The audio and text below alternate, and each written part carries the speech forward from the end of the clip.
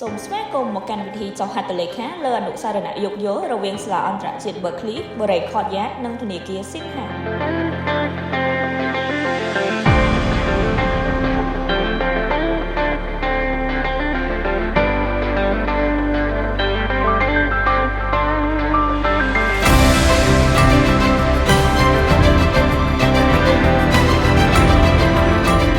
ភាពជោគជ័យនេះបានមកពីភាពជឿជាក់និង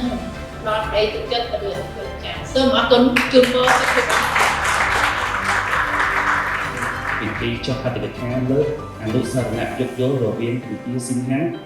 PLC និងបូរីខតយ៉ាត